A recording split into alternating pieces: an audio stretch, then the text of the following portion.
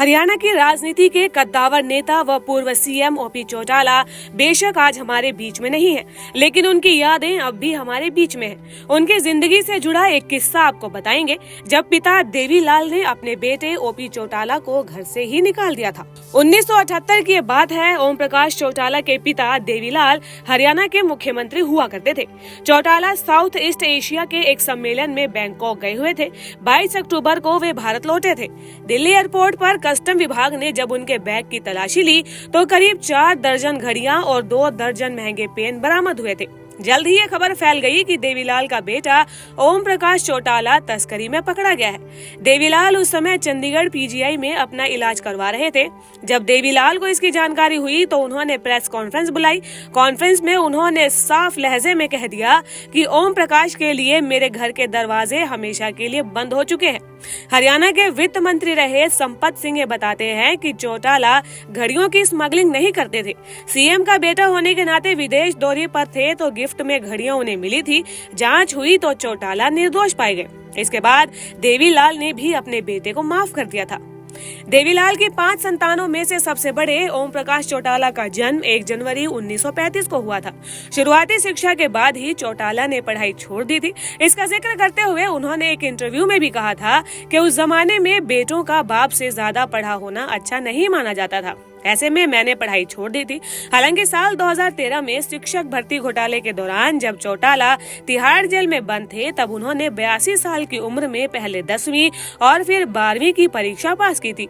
वरिष्ठ पत्रकार आलोक मेहता एक लेख में लिखते हैं कि जब स्कूल में लंच की घंटी बजती थी तो ओम प्रकाश सबसे पहले हॉस्टल की मेस में ही भागते थे। एक दिन टीचर ने उन्हें रोक लिया तो बोले भूख बर्दाश्त ही नहीं होती है। ओम प्रकाश चौटाला की चुनावी राजनीति 1968 से शुरू होती है। पहला चुनाव पूर्व सीएम देवीलाल की परंपरागत सीट ऐलनाबाद से लड़ा था, लेकिन राव बीरेंद्र सिंह की विशाल हरियाणा पार्टी के उम्मीदवार लालचंद खोड़ से हार गए थे। हार के बाद भी चौटाला शांत नहीं बैठे। उन्होंने चुनाव में गड़बड़ी का आरोप लगाया। हाई कोर्ट पहुंच गए। साल भर चली सुनवाई के बाद कोर्ट ने लालचंद की सदस्यता रद्द कर दी। 1970 में उपचुनाव हुए तो चौटाला ने जनता दल के टिकट पर चुनाव लड़ा और फिर वे विधायक बने। हरियाणा की राजनीति के कद्दावर नेता व पूर्व सीएम ओपी चौटाला बेशक आज हमारे बीच में नहीं है, लेकिन उनकी यादें अब भी हमारे बीच में हैं। उनकी जिंदगी से जुड़ा एक किस्सा आपको बताएंगे, जब पिता देवीलाल ने अपने बेटे ओपी चौटाला को घर से ही निकाल दिया था। 1978 की बात है। ओम प्रकाश चौटाला के पिता देवीलाल हरियाणा के मुख्यमंत्री हुआ करते थे। चौटाला साउथ ईस्ट एशिया के एक सम्मेलन में बैंकॉक गए हुए थे। 22 अक्टूबर को वे भारत लौटे थे। दिल्ली एयरपोर्ट पर कस्टम विभाग ने जब उनके बैग की तलाशी ली तो करीब 4 दर्जन घड़ियां और 2 दर्जन महंगे पेन बरामद हुए थे। जल्द ही ये खबर फैल गई कि देवीलाल का बेटा ओम प्रकाश चौटाला तस्करी में पकड़ा गया है। देवीलाल उस समय चंडीगढ़ पीजीआई में अपना इलाज करवा रहे थे। जब देवीलाल को इसकी जानकारी हुई तो उन्होंने प्रेस कॉन्फ्रेंस बुलाई।